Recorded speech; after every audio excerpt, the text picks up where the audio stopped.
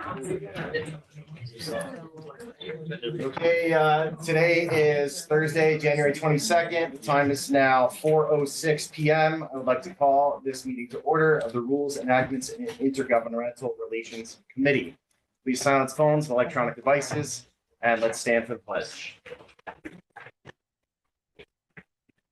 I pledge allegiance to the flag of the United States of America and to the republic for which it stands, one nation, under God, indivisible, with liberty and justice for all.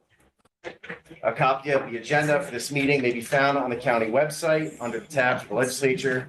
Please silence your phones and electronic devices. Did it out of order, but welcome anyway. Carrie Ann, would you please call the roll? Stevie. Here. Fagion. Here. Scaldi. Here. Ramos. Here. DeGanga. Here. Sutherland. Here. Tobin. Here. Campbell. Here. Rediker. Present. All present. All right, thank you so much. First up on the agenda today, we have Kelly Eskew, County Clerk, and James McGee, Deputy County Clerk, with a request to amend Resolution number 314 of 2025, which was approved on December 4th, 2025. The original resolution did not include the data for September 2025, and the amendment addressed the same from Legislative Resolution number 391. So moved. Second. Thank you. Well, thanks very much. On behalf of County Clerk Kelly Eskew, I think we've had the pleasure of meeting everybody through the swearing in and everything else, but we'd like to formally say welcome to county government. And anything we can do for you in the county clerk's office, please let us know. So pretty straightforward. We had a resolution in December that did not include the month of September's data in it. We would like to amend that resolution to include that data. Okay, does anyone have any questions about the data? Seems like a pretty straightforward clerical fix. Do I have a motion? Oh, sorry, all in favor? Aye. Any opposed? Motion passes. Thank you so much. Thanks very much. Appreciate your time. Okay, next up, bullet point 2, Carrie Gallagher, Commissioner of Finance, Andrea Concanon, Deputy Commissioner of Finance, with a request to authorize the County Executive of Orange County to sign the renewal sales tax sharing agreement with the cities of Newburgh, Middletown, and Port Jervis, which is legislative request number 004. So moved. Second. Thank So you. I don't have Andrea Concanon. She's in the audience along with Colleen Harris, my two deputies, but I do have the deputy county exec with me Great. as he's negotiating. Yeah. Sounds great. Thank you. First of all, welcome to everyone. I don't know Jonathan, I've met you yet. Sarah? Matt, I'm sorry. How was my dad? That's what it must be confused. I'll probably say same age. Anyway, welcome, and we look forward to working with all of you, elected and re-elected. You probably know we have a sales tax sharing agreement with the 3 cities.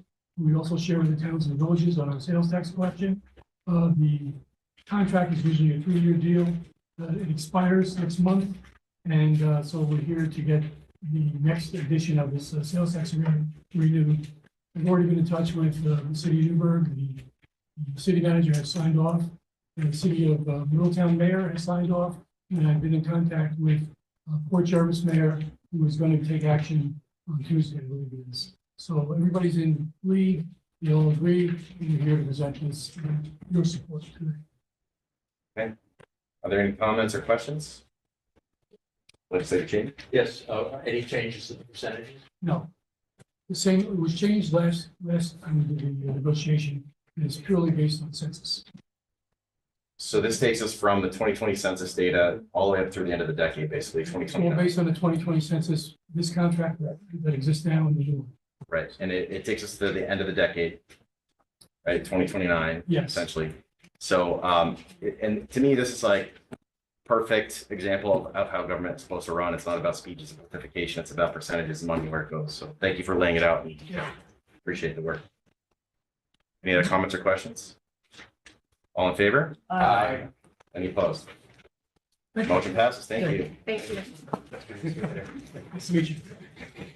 Okay, next up, bullet point 3, Alan J. Sorensen, AICP, Commissioner of Planning, Stacy A. Butler, Deputy Commissioner of Planning, with a number of requests for us today.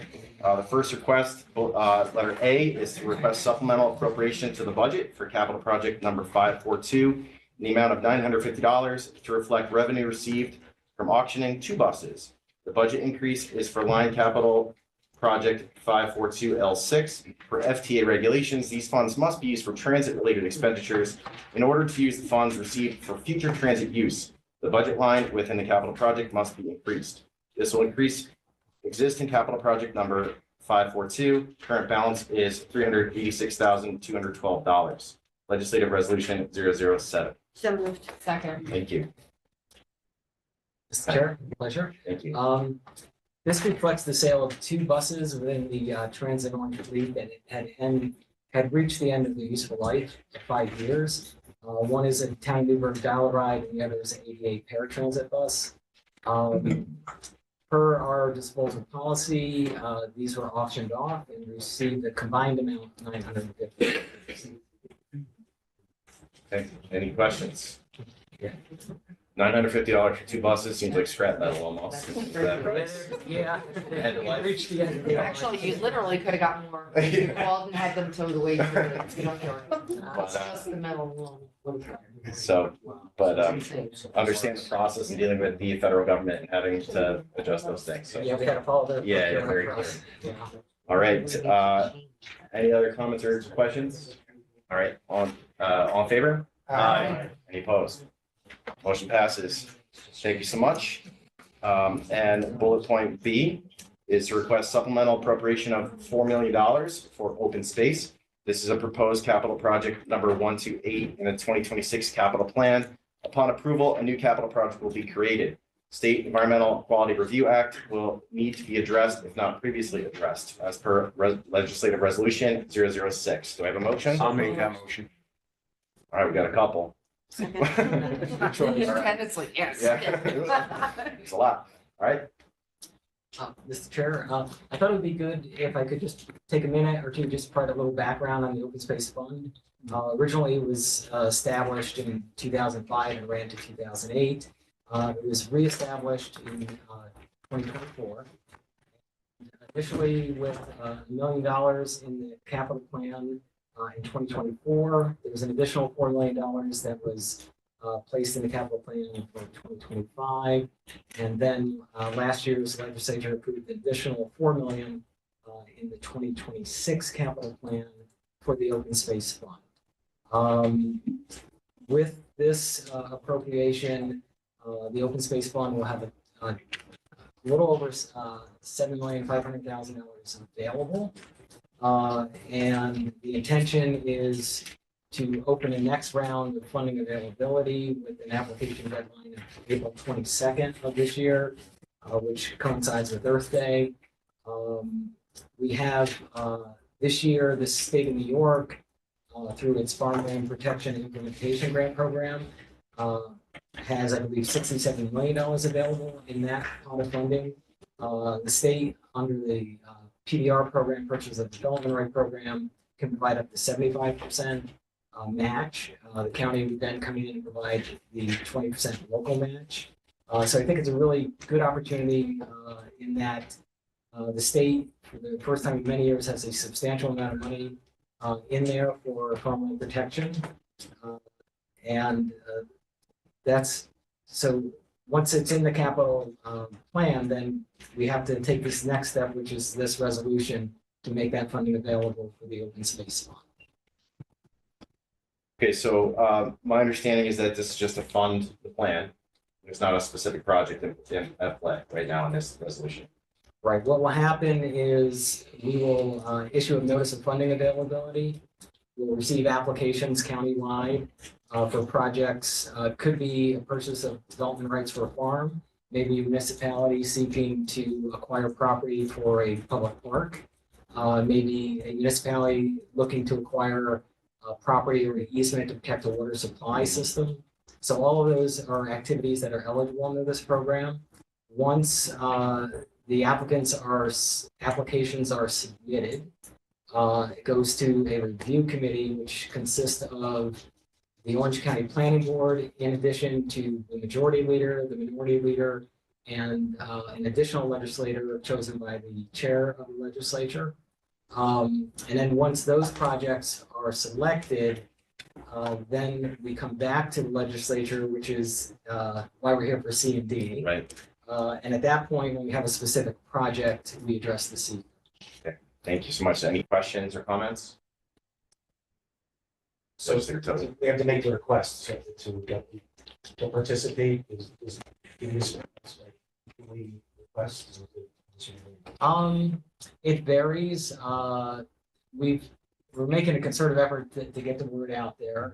We have received applications from across the county. Town of Village of Woodbury applied for a park. The town of Wallkill applied for a park. We had several applications from town of Warwick.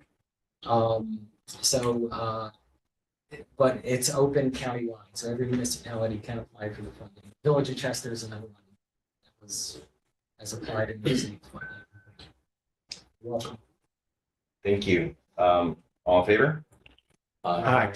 Any opposed? All right, motion passes. All right, thank you. Next up is letter C, is to request that the Orange County Legislature hold a public hearing under New York State General Municipal Law 247 regarding the acquisition of 2.1 acres to preserve open space in the Village of Chester, Legislative Resolution 008. This would involve a public hearing on February 19th, 2026 at 3 p.m. Do I have a motion? I'll make that motion. Second. All right, we're covered. Go ahead. Okay, so this is an applicant that went through the process. We had an application deadline September 19th. It then was reviewed by the review committee in November with a recommendation to the legislature. Under General Municipal Law 247, there is a requirement that prior to providing funding for the protection of open space, there is a requirement for a public hearing. And that's the purpose of this resolution is to hold that public hearing, invite public comment on the project so that we can move forward with funding.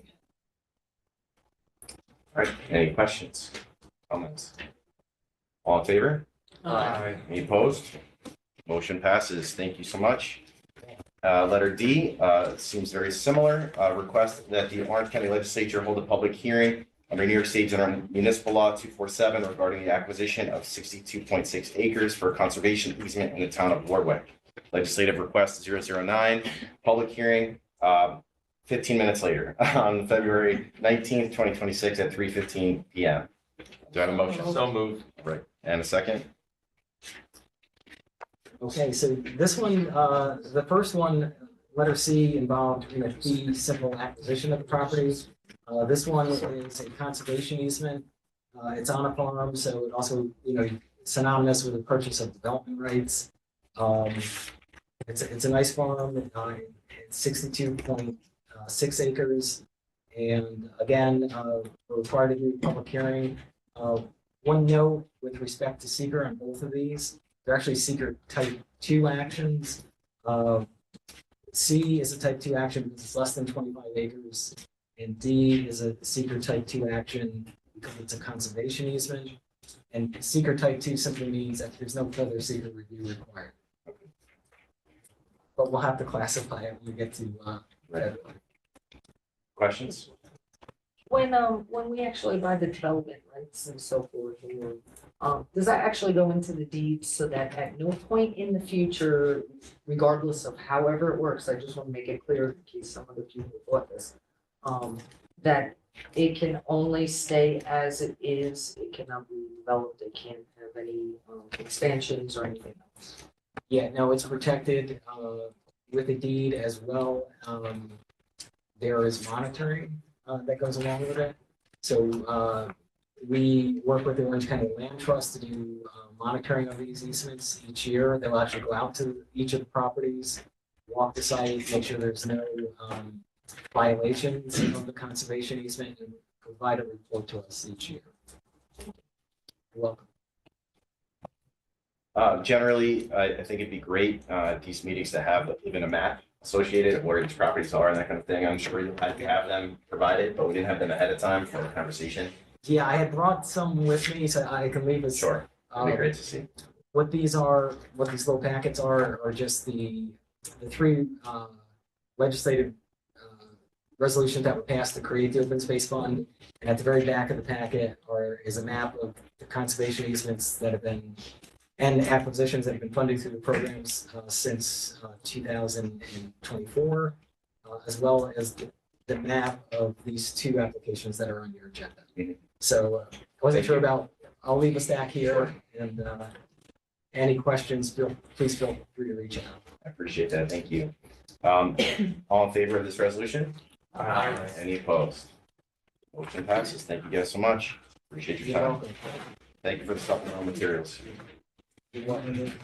Item number 4 on our agenda today, Eric Denenga, Commissioner, Department of Public Works, Robert Gray, Deputy Commissioner, DPW, Environmental Facilities and Services, Joseph H. F. Mahoney Esquire, Senior Assistant County Attorney. This is to discuss local law amending and restating local law number 7 of 2006 to modify section 2.2 to add definitions of restricted contract user and unauthorized out-of-district user, to add sections 3.10 and 3.11 pertaining to violations of the Orange County Sewer Use Law, and to clarify the applicability of the sewer use law, legislative request 010. Thank you. Thanks for having me on. Good afternoon, everyone. My name is Joseph Mahoney, Senior Assistant County Attorney. Here for a proposed modification of the Orange County Sewer Use Law. Orange County Sewer District Number 1 is a sewer district created in 1969, established in 1970, with a service area in the Village of Harriman, Village of Monroe, the Village of Curious Joel, and a portion of the town of Monroe. Also provides service out of district to the Village of Chester, town of Chester, Village of Woodbury, and Village of South New Grove, and another different portion of the town.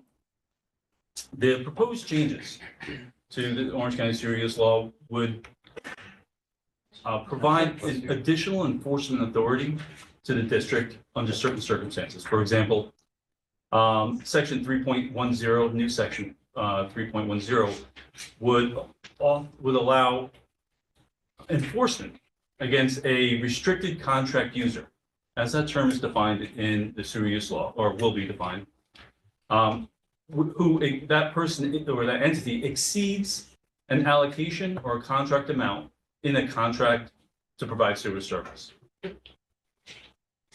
All right. Okay. For example, if we have an agreement to provide sewer service and that entity is only allowed or authorized to discharge 1,000 gallons a day, that entity discharges more than that contractual amount. This provides authority for the administrative head, Eric Denenga, to enforce, to actually take steps to enforce against that entity. All right. Similarly, section 3, the proposed new section 3.11 would also allow enforcement against an entity outside the district that discharges into the district's sewer system. Likely that will never occur, except when there is an existing contract which terminates, and then that contract no longer exists, and the entity continues to discharge wastewater into the Orange County sewer system, which then conveys down to the Harriman treatment plant. So those are the two proposed modifications. You'll see them in proposed section 3.10 and 3.11. And those terms I used, restricted contract user and unauthorized out-of-district user, are both defined in section 2 of the Orange County sewer use. You'll see it in red line form. There's also part of the change is also, you'll see this part is to modify user throughout the Orange County sewer use law to person. Now, the definition of user is fairly broad, but the definition of person, in my opinion, is much broader. And I think the intent, as we go through this, with regard to enforcement, should be with regard to any person that violates the Orange County sewer use law. Now, person doesn't necessarily mean an individual. It could mean, and it's defined in the Orange County sewer use law as any individual, public or private corporation, political subdivision, government agency, municipality, industry, co-partnership, association, firm, trust, estate, or any other legal entity whatsoever. That allows the administrative head to take steps against any person that takes any step to violate the Orange County Sewer Use Law. The reasons for the requested changes. The Clean Water Act requires any user, any facility that treats wastewater to take steps to ensure that any out-of-district agreement can be enforced. Actually requires it. So this, not only is it, I think, believed necessary to ensure any agreements that we have with any out-of-district user, that if that user exceeds its allocation, but it also ensures that the county takes one step closer to ensure absolute compliance with the Clean Water Act. We have no choice in that matter. And finally, you'll see there are various changes throughout it, corrections of misspellings, spacing, adding small spaces, minor changes. That's it. Thank you very much. There's a lot to digest, as well as this packet, so I appreciate reading about the sewer law. It's very informative in there, but do we have any questions or comments for these guys? Legislator Tobin. So have there been violations in the past? Is that what is the need for this, Violations in what way? violations of the sewer law? There have been violations of the Orange County Sewer Use Law, but that's not why this has become, the changes have become necessary. Like I said, we do have out-of-district users, and there has been exceedances, and that's one. And we'd like to take steps to ensure compliance with those contractual agreements. And two, the necessity, because of the requirements of the Clean Water Act. For example, the EPA, US EPA and the New York State DEC, they do investigation and inquiry once a year. And last year, there was a notation that Orange County did not have this. It's within its Orange County Sewer Use Law. So that was one of the impetuses for moving What are Uh, the enforcement actions you take? Well, it's the enforcement actions that could be taken is in Article 12 of the Sewer Use Law. And that could range from anything from a simple notice of violation, which is as it sounds. It's simply a notice identifying the violations and requiring the entity to provide basically a step-by-step report of how that entity will correct those violations. Could also exceed that significantly. Next step up would be a administrative order, which is basically an order telling the entity, you will do X, Y, and Z. Now, as we go through it, personally, and it's not my decision, the administrative head makes the decision, but start with notice of violation. Generally, these violations are small. And if necessary, then you move to administrative orders. But in addition to that, and you'll see it, there's administrative fines, cease and desist orders, termination if there's a permit, emergency suspensions of permit. There's also judicial remedies that can be tapped. It all depends on the circumstances and the situations. There's no cookie cutter format. Yeah, but it's broad enough to allow a simple notice of violation, or if you wish to go to court and get a judicial order. It ranges the spectrum. Legislator King. Yes, I see there are a couple of changes that have been made to the rents for different categories. One of which is churches, synagogues, temples, congregation. I guess in the past, the building would have qualified as only one unit, and now we're saying that it's going to be based on a kind of per 130 persons as to how we determine a unit. Is that No, correct? sir, it was always 130. As you'll see, I went through this as I was going through it and I was reading it. There was no consistency with regard to how numerical discussions were addressed. For example, at certain times you have just a number one. In certain locations you have one spelled out, open parentheses one, close parentheses. Other locations use it have the word one. So to me, I thought, well, I'll just go through it very quickly and address it. Spell it out, open parens, numerical, close parens, except when it's over 100. And that, in that case, when you see 130, that's exactly what it was. I just modified it so it's numerical because it's over 1. So each of those types of uses would be assessed at 130 units? Yes, Thank you. of course. Other questions or comments? Legislator Turnbull? Thank you.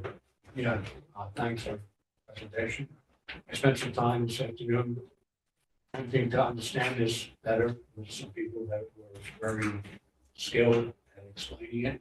And it seems like the adjustments are all just really based on common sense. Improvements that we needed, maybe sometimes the kind of thing that you would assume would be done anyway, would be accepted anyway, but now you're defining it so it has a better definition and it can be enforced. So hopefully this is going to be an upgrade of the system. And, this has been ongoing. I was a legislator here 9 years ago. Was on the table.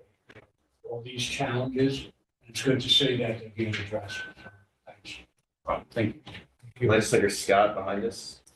Just a quick question, I just want to clarify, you're changing the language from user to person. Yes. Is this to give the county the ability to focus in more on a specific individual or someone who manages? No, the I'm intent just here, trying to understand the difference between user and person. if I may, Thank you. they're both terms defined within the city code. Yes. And user is. One second. It's essentially, if I may, any person, business, institution, industry, or municipality who contributes, causes, or permits the contribution of waste. Now, the fact that, you look at it, it says contributes, causes, or permits a contribution. The interpretation of that is fairly broad, is the way I see it. But the discussion was held and we decided to change it to person. Simply so that to avoid any argument in the future that, well, your reading is incorrect. No, the thought was, let's make it person, and any person who violates the sewer use law can be enforced, which is what we would like. And person, of course, as I mentioned earlier, is very broad, include anything, any individual, and any. It's more of a blanket. Yes. Sure, thank you, that's all I needed. I appreciate it. Legislator Fiscaldi, you had a hand up before. Did you have? My questions? question was answered, thank you. Thank you so much. Legislator Fetcha. Thank you, Chairman. Mr. Mahoney, thanks, man, because this little brain right here, you just explained all of that paperwork succinctly, and I just want to say thanks, man. Appreciate you. Thank you, sir. Thank you, Chairman. Yeah, to me, this seems like we're just putting some teeth and some clean language in here, so that's very clear at this point. So at this point, seeing no further questions or comments, all in favor of this motion? Aye. All right, any opposed? Motion passes. Thank you very much for that hard work, diligent work, folks. I appreciate that. Appreciate it. All right, next up on our agenda today, bullet point number 5. We have Genesis Ramos, Democratic leader, the Orange County Legislature. She's going to shift chairs. Resolution of the Orange County Legislature vehemently opposing the location of a United States Immigration and Customs Enforcement processing and or detention facility in warehouses within Orange County. Do I have a motion? All right, second. Thank you. Legislator Ramos. Thank you. Thank you, Chairman and members of the Rules Committee.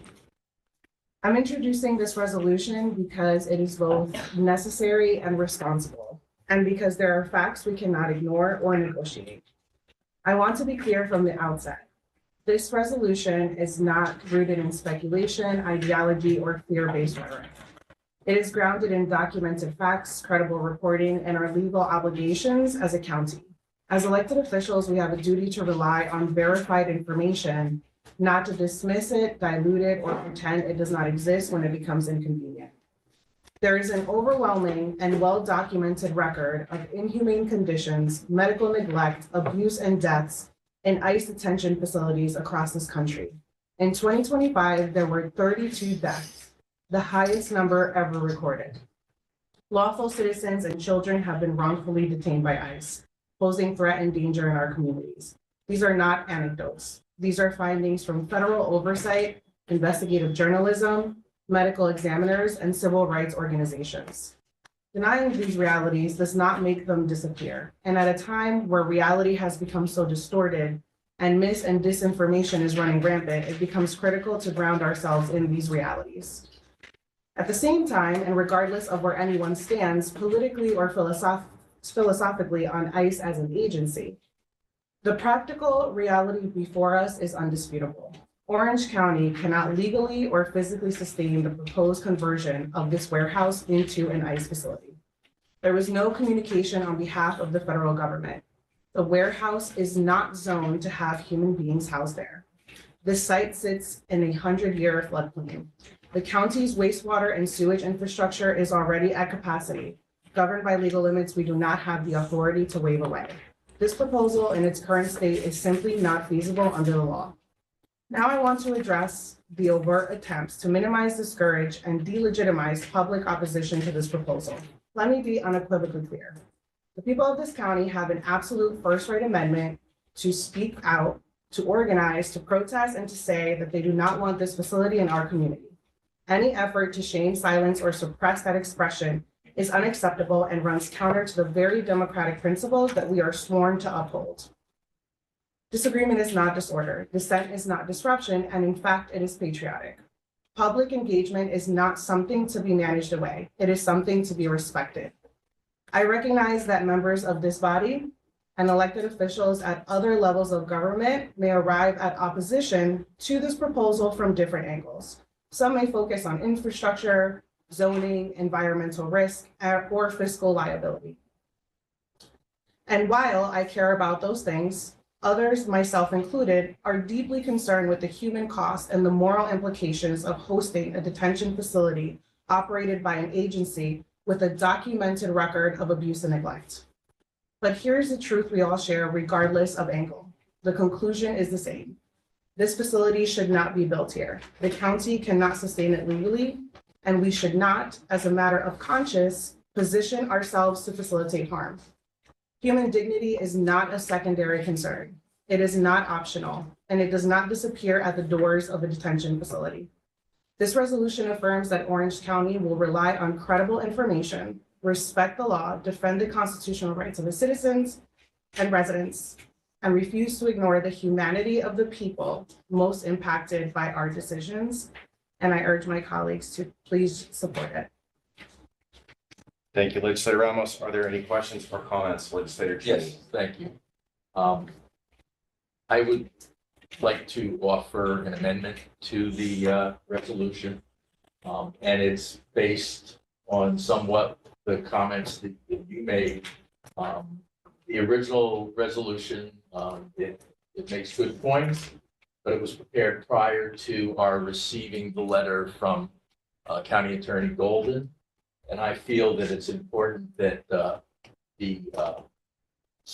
three primary focuses of that letter be included in our resolution. And so I'd be happy to read it. And I also have copies that can be distributed to committee members and also other legislators in attendance. I'm proposing after the third whereas to insert three more whereases, and I will read them for the record. Whereas Orange County or the town or village of Chester has not received further details regarding disclosable non-confidential facts of the scope, plans, and operation of the proposed ICE facility. Whereas the ICE facility is incompatible with required zoning regulations mandated by the deed's restrictive covenants, as the proposed use is not a permitted use, and it is incompatible with the commercial, tax-generating economic development use for which the structure was allowed. And third, whereas the proposed ICE facility will have no ability to have sewage generated at the facility treated, as the village of Chester is not allowed to transmit any additional wastewater to the Orange County Sewer District Number 1 for treatment at its Harriman Sewer Treatment Facility. I'd second that. Okay, so, any other comments before we go to a motion to second? Am I doing that right? Okay, We have the second to second the amendment, great, okay. Thank you. Thank you. No, thank you for asking. Legislator Tobin just asked how I felt. Legislator Cheney did inform me of this before our committee meeting. Thank you for just fine tuning these points. Like I said, I know that we will arrive here from different angles, but the point remains the same, that this facility does not belong here in Orange County and that we don't want to support it. Thank you. And I think it makes clear some of the more powerful points that we have to be able to use to achieve our goal. Thank you. Whenever we are putting more strength to it, I think that's a good thing. So after an amendment, do we have a discussion? Yes. A motion to amend. Yes, on the amendment. Okay, so let's call a motion. Well, the oh, motion was made. Motion was made. The second was made. So now discussion on that Okay. amendment. That was my discussion. Anyone else have a discussion point on the amendment? Legislator Scald. Thank you, Chairman. Just as a quick comment, I personally disagree with the establishment of this facility on humanitarian merits. But I do really appreciate putting teeth in something like this that actually allows us the authority to prevent this from occurring. So I really appreciate the due diligence that was brought forth to make an attempt to put a halt on this. So thank you, everybody, for the collaborative effort on this. So that's all I have to say. Thank you. Thank you. Any other comments or further discussion? I would like to make one comment in Strauss News locally this week. A Village of Goshen resident once worked in that facility and when it was a Pet Boys facility, and he has great insight into many of the reasons why you should not be using that. So I would encourage people to draw their attention to that article by Sadler Bruno. So thank you. If I may, Barry, thank you for putting this together. I think it's important also that, because of these points that you bring up, that we recognize and we stay focused on the fact that as much as our emotions are going to come into this, if we truly want to take the stand and keep this moving forward and keep it strong, we have to focus on the facts. And this is, I think this is great. Thank you. Okay, so we have a motion to accept the amendment. All right, all in favor? Aye. Any opposed? Okay. No, none, sorry. And so then we vote on the full resolution? Go ahead, yes. Chairman, I'd like to make a motion. I'd like to make a motion that we remove the whereas accordingly, as it says here, as written, whereas existing ICE facilities throughout the county, I'm sorry, let me read that again. Whereas existing ICE facilities throughout the country are often wrought with inadequate conditions, lack of medical care, and inhumane treatment of detainees. I would make a motion that we remove that from this resolution. So that is the sixth down from the bottom, from the top? As printed in the original. Okay. Should we discuss first? Is there a second for that amendment? I'll second. Discussion on that point. Legislator Ramos. Like I said during my statements, and like Legislator Sullivan just said, we can have our feelings about things, but the facts are the facts. This is to me not an either, it's an and. There's both a humanitarian aspect to this and there are the facts around zoning and infrastructure. And so both things are true at once, so I will not be supporting that amendment. Legislator Turnbull. One of the problems that we have is we all have different sources, of information. And sometimes that's the reason we might disagree on what the facts are, because the facts aren't always the facts, So I just like to make the point that my experience, and I'm well researched, I use a lot of academic sites, because I trust them more than what may be considered political sources, that this whereas is incredibly accurate, that over and over and over, when I go to these well-researched sites, they reveal whether it's in the Everglades, Seattle, Minneapolis. We see these examples. Just inhuman treatment. Facilities that just don't even consider, what are necessary to humanely take care of these people. And we know that it's a blend now. I'm not gonna cite percentages, but certainly the promised criminal type is, the highest number I've seen is in the 40s. So, yeah, I think this remedy belongs in this resolution. I don't see where it's misleading or, even challenging. I think it's everything. I love what Barry did with the amendment. I think that stuff belongs in there too. The more the merrier. The more things that we can put in that resolution, the stronger it is. And I love Orange County. And now my wife asked me, "Do you want frozen cubes of water in your drink?" Because we don't even really use that word anymore.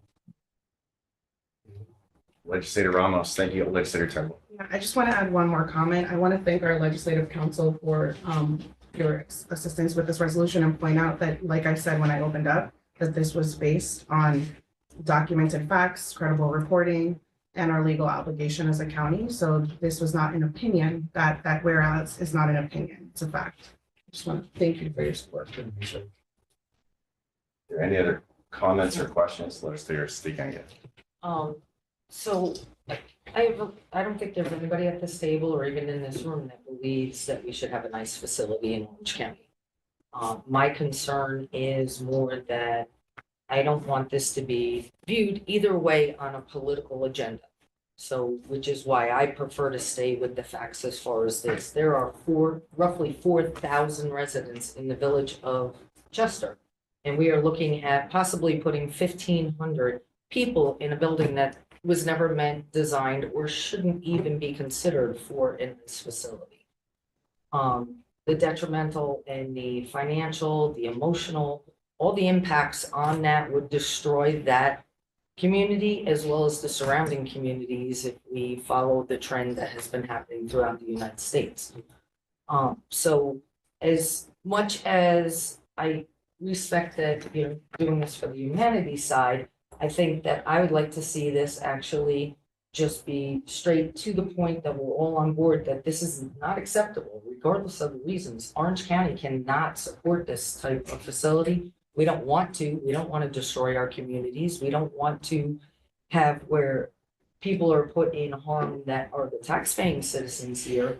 Not to mention that we don't have the sewer or the capability of handling something like that, and we would have no control over it. That would be a federal government. It's not even like it's the state, it's the federal. They would not listen to anything that we have to say. So, I think it should just stay more factual on all the issues on why we as legislators in Orange County want to make sure that this does not happen. It's secondary. I'm not saying that it's not factual that this happened.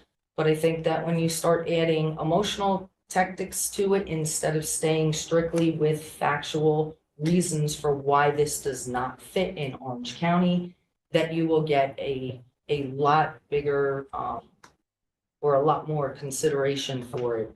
Because as we know, both sides of our political realms have different ways of looking at things, and we don't want it to be an either or. We want it to be factual where everybody comes together and we all vote because it's the right thing to do to protect our citizens in this county. Thank you. I keep hearing the word emotional and I just want to underscore that these are facts. So both are facts. That's No, why I I keep agree saying they're it's an facts. and, it's not an or. Right. I agree they're facts. Legislator Tobin, thank you. In addition to the facts, this is a which side are you on the industry? And It is proud to political. say that I support it. Human beings should be treated, correctly. It's we have a lot of rights being violated, this organization, and plus the amount, we'd hate to see protests that the county executive that at that facility. And so for all those reasons, plus the humanitarian positions, I opposed it. Thank you, Legislator Tobin, Legislator Turner. Real quick, I'd just like to say that it occurs to me that the question for every one of us should be, would we approve of a facility that is there a facility that would be acceptable? If you did have the sewer and water, I think that's really the question, so. Legislator Fetching. Thank you, Chairman. I just would like to say that I would love to support this resolution. This whereas right here, unfortunately, misses the point. And I want to just compliment Legislator Cheney for his points.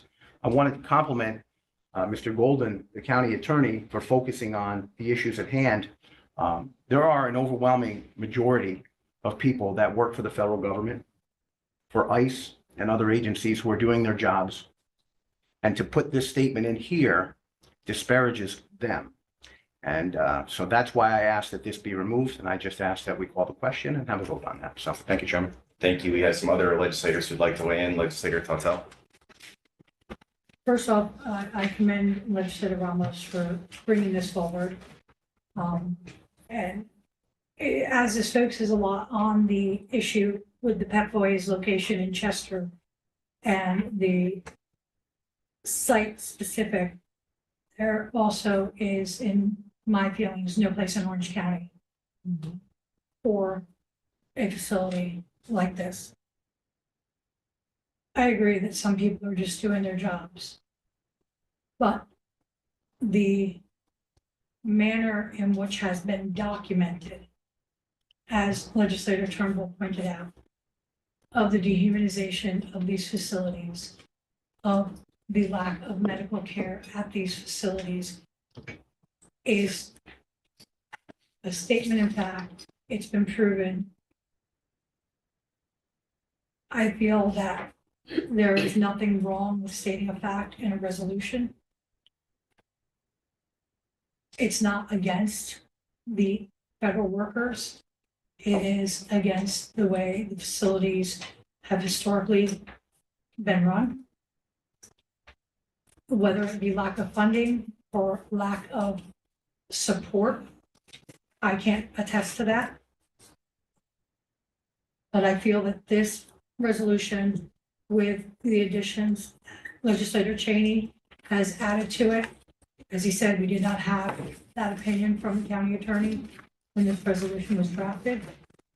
I think it sends a powerful message that we in Orange County believe that there is no place here for this.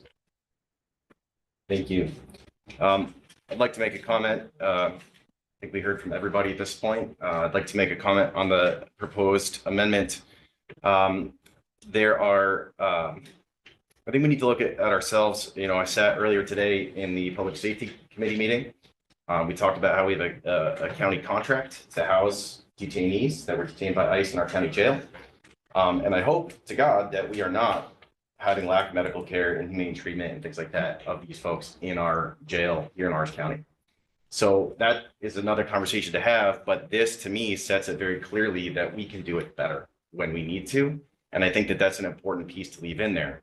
That being said, in my other life, I was a history teacher, and there are lots of examples of people on the wrong side of history who are just doing their job.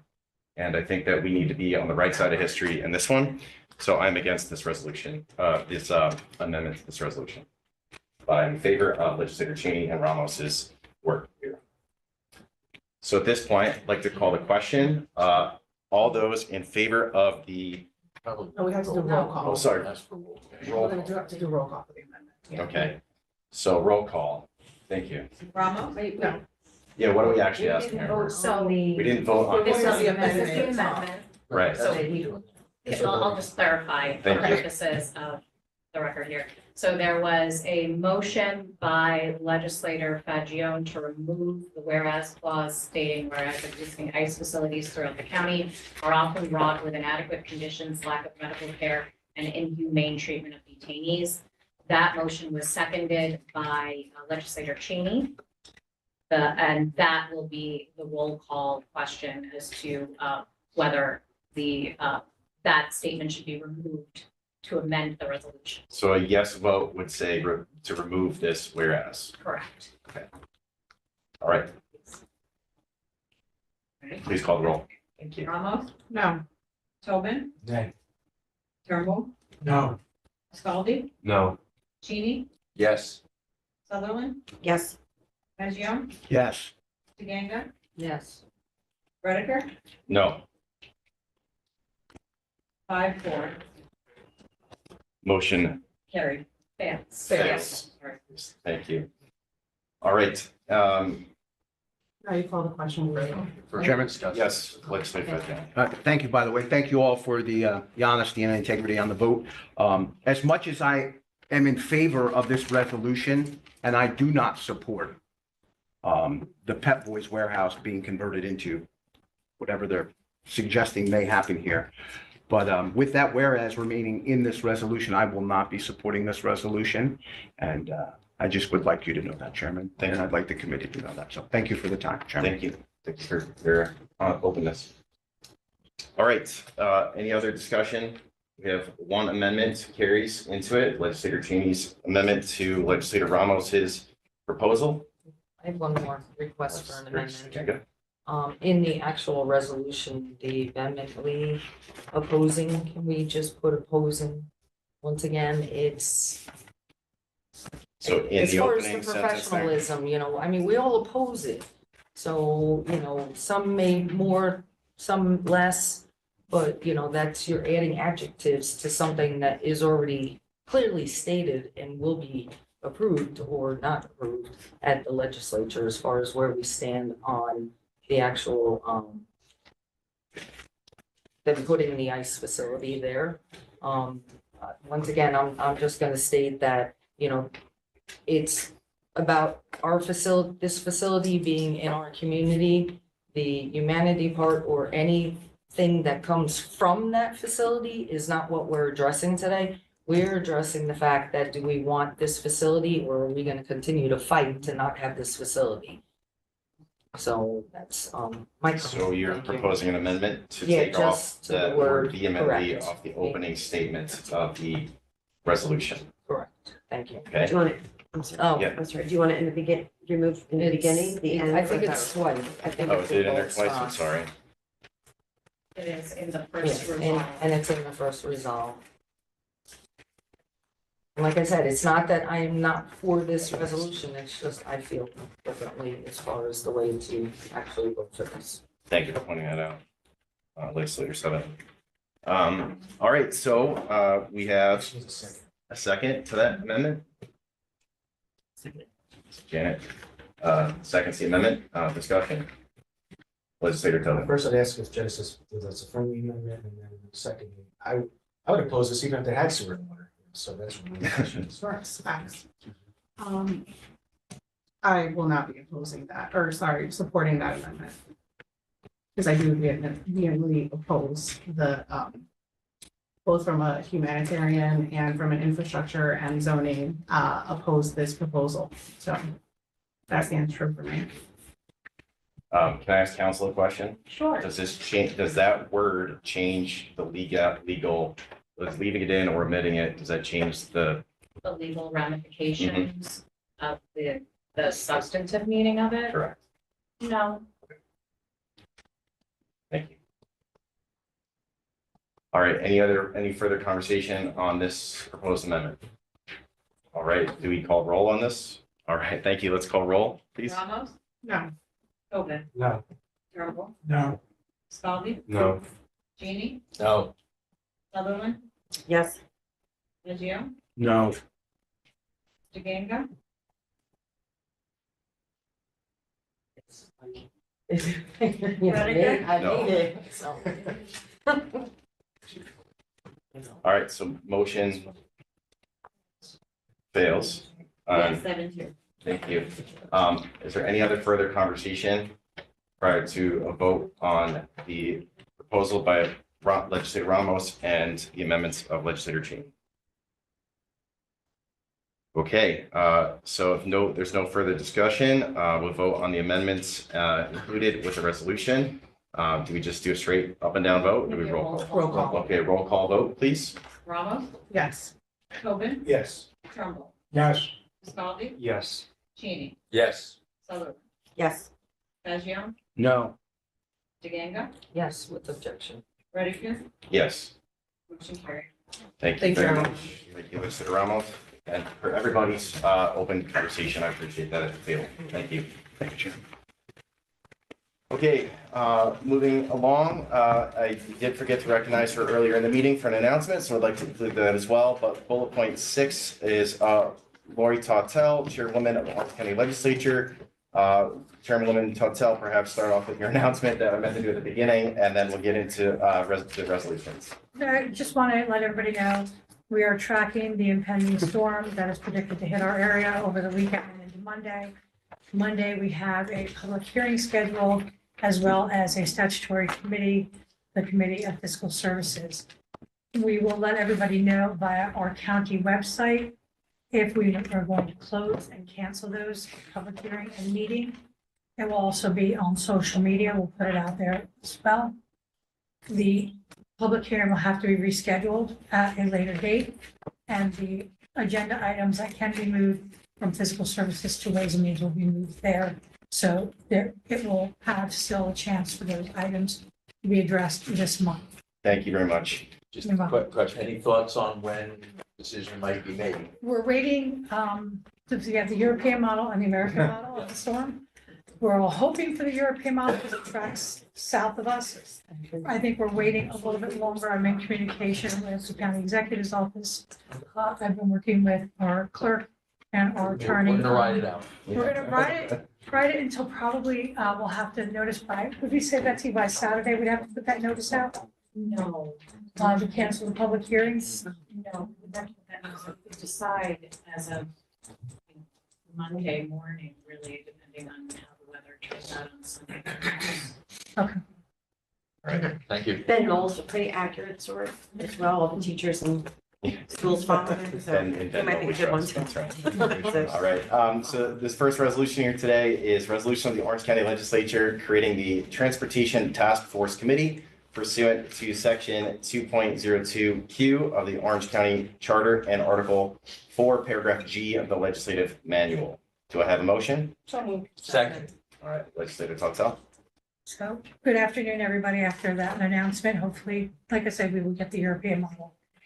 The Transportation Task Force will work in conjunction with our planning department to look at countywide feasibility of countywide transportation here in Orange County, and also to address some of the deficiencies that have been pointed out to us by the riders, both the paratransit and the transit cruise buses. The committee will then bring that to Physical Services with any of their recommendations. That will be the oversight committee for this task force. I'm hoping that we can come up with a solid plan for the future. This is not going to be something that's going to be an immediate or an easy fix. It has to be a solid plan that goes forward to bring us into the realization of a public transportation system that is not disconnected, but connected and expanded throughout Orange County. I have a clip from the committee: Gabrielle Hill, DeShonda Carter, Kathy Stenenga, Barry Cheney, Matthew Fasaldi, John Ravella, Virginia Scott, and Janet Sutherland. I think Michael Amo was on there too. And Michael Amo, excuse me. Thank you. I missed that when I flipped the page. Pardon me. All right, do we have any conversation, any discussion, questions? Legislator Frontier. Thank you, Chairman. Madam Chair, as the only legislator here who represents an entire city all by himself, I just would ask that this transportation committee, we remember that Port Jervis is one of the 3 big cities here in Port Jervis, in Orange County, and that if anytime you guys need any input from a Western Orange County guy, the only guy that represents an entire city all by himself, I said that twice, I'll be at your disposal. So, Sounds like thank he you, wants to Madam be on the Chair. committee. Yeah. Would you like to be on the committee? Nope, that's quite all right. I'll be watching on TV and We I'll can be get glad. somebody to amend it right Nope, now. that's and- quite all right. I'll be glad to add content when I did necessary. consult, so when I was thank you, Chair. creating this task force, I did consult caucus leader. You over there, Yep. your caucus leader, and asked him for input on any members. Madam Chair, not a knock. It's always a chance to promote what your business. That's all. So, thank you, Madam Chair. Wait a minute, you missed the football team. Easy now. Come on. All right, is there any further conversation here or questions for the chairwoman? All right, do we get all in favor of this resolution? Aye. Any opposed? All right, motion passes. Thank you very much.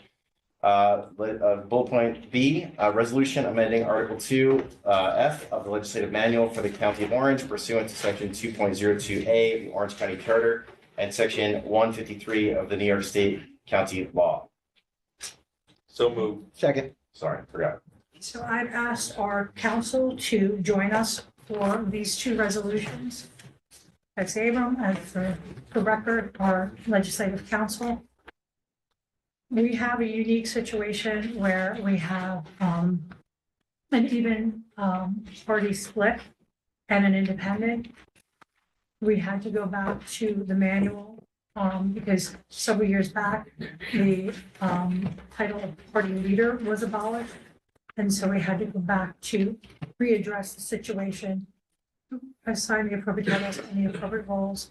And Betsy did the research on this, so I will defer to Betsy on this.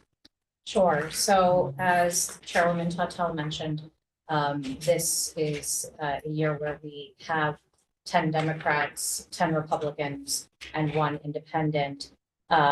Normally, the way our legislative manual is set up is that there is a majority leader and a minority leader based on the apportionment for each of the 2 major political parties.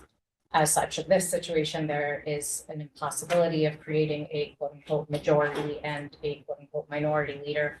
So based on that, the amendment that Chairwoman Tautel is proposing to the manual would be that in this particular, it's very specific to this particular situation. In the event that a majority and minority leader cannot be determined, then only party leaders with the 2 highest numbers of members of the legislature shall be entitled to compensation as provided by the local laws passed by this legislature, periodically fixing the compensation for the majority and minority leaders of the Orange County Legislature, which most recently was enacted through local law number 3 of 2025. And then also it adds that only in the instance of a tie in the number of members in the 2 major political parties may the party leaders insert the name of the political party they lead within the legislature in their respective titles for purposes of clarity and transparency during the performance of their legislative duties. What that's basically means is rather than the individual saying that they are a quote unquote party leader, they can state that they are the Democratic Party leader, the Republican Party leader. So it would not cause any confusion in terms of public meetings and such. You said caucus leader too. And caucus leader, Democratic caucus leader, Republican caucus leader, as they decide. Thank you. Is there any conversation or questions? Okay, thank you so much. All in favor? Aye. Any opposed?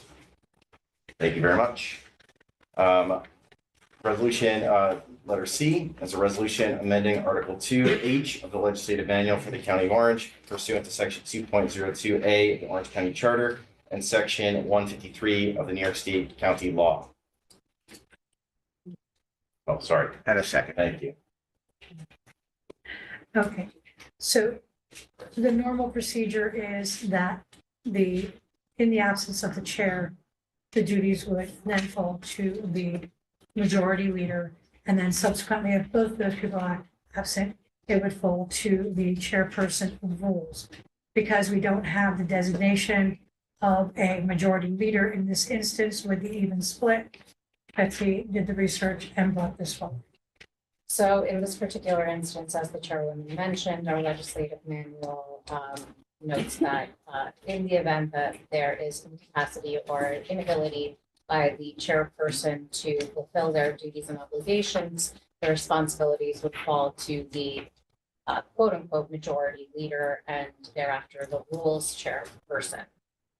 In this instance, if, and specifically again, if there is a party split in the nature that we see here in this current legislature, this was based on conversations with leadership as well as the chairwoman here.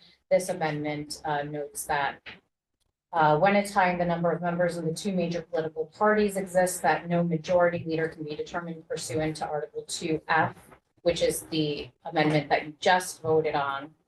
The party leader of a major political party of which the chairperson of the legislature has designated his or her affiliation, if applicable, shall succeed to that office until the chairperson returns or a new chairperson is elected.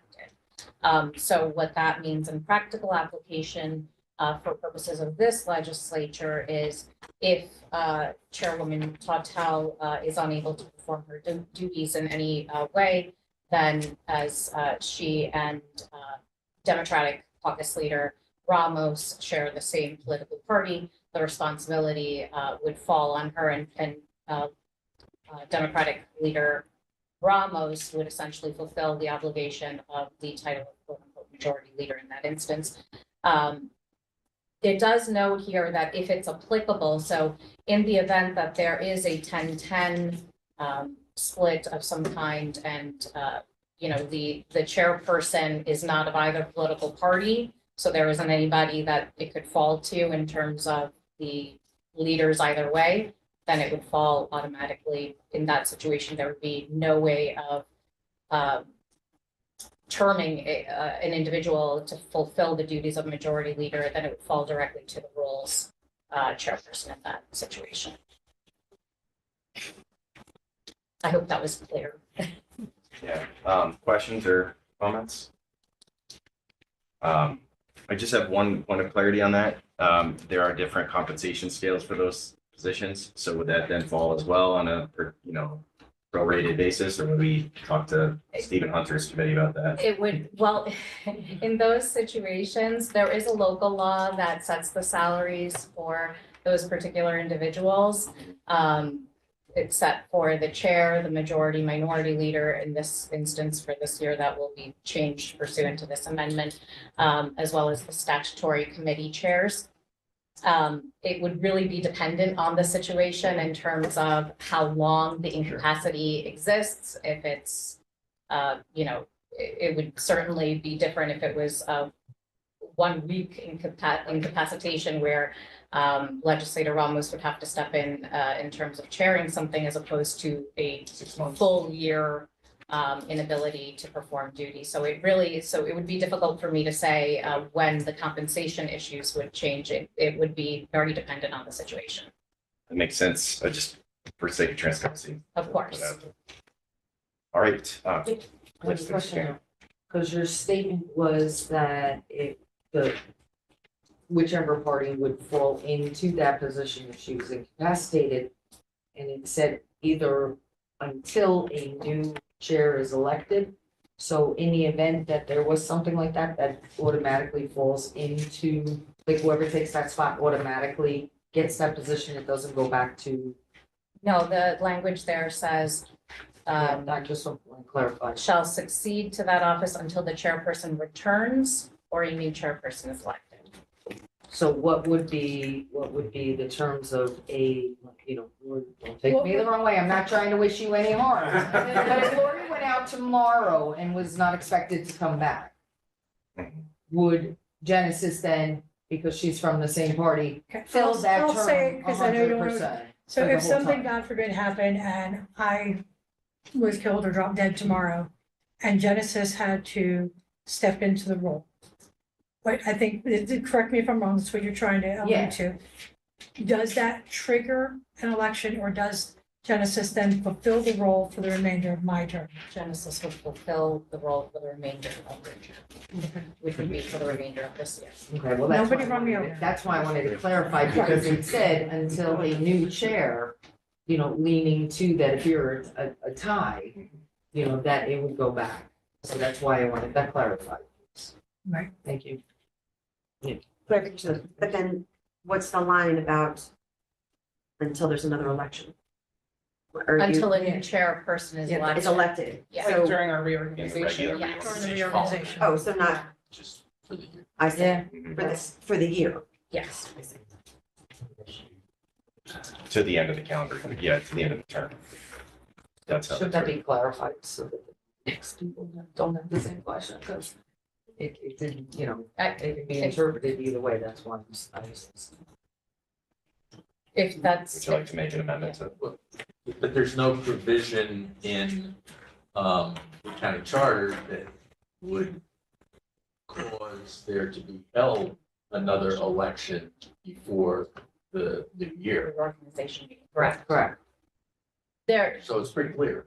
yeah, there's no other instance during the course of the year where once a chairperson is elected, unless there's a resignation or, you know, incapacitation in some way, in which case then the protocol pursuant to the manual would be the majority leader, in this case, the Democratic caucus leader.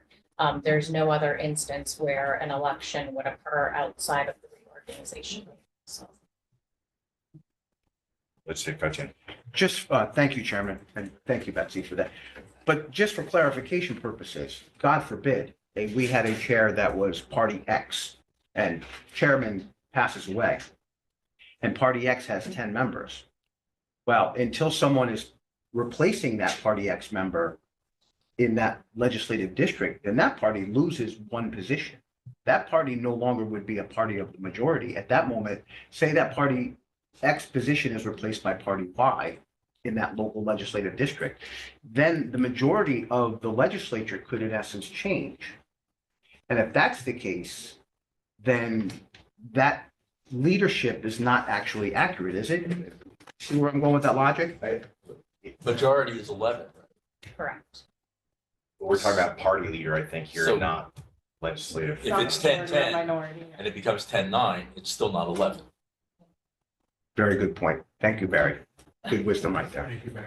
Thank you, Barry. Right. Thank you, Chairman. We're getting long, so I know the questions are getting harder because we're getting tired here too. So I see that. All right, so this resolution, we had some discussion. I think we're clear at this point. We all in favor of this resolution? Aye. Any opposed? All right, motion carries. Thank you very much. And final that's the last one for you, right, Lauren? Okay, thank you. Final resolution for tonight, resolution 7, I think is it's a resolution recognizing February. What's that? Resolution recognizing February as Black History Awareness Month. I just like to make a statement on this, but I just want to say that this is, I think what the legislature has done in the past. I asked the clerical team earlier today. I really like this resolution. I think it's wonderful. And I think we'll read it in February at our general meeting. I would encourage anyone who's listening still at the late hour here tonight to make sure they see this and hear this in our February meeting.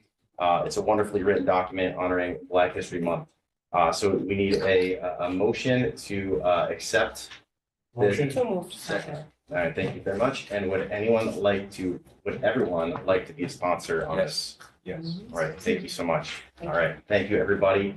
And at this point, I think we've, what's that? Got a vote on I'm it. sorry. So we have all in favor of this motion? Aye. All right, any opposed? All right, and I think we've cleared the desk here today, so I'd like a motion to adjourn. So moved. All right, Second. thank you for everybody. Have a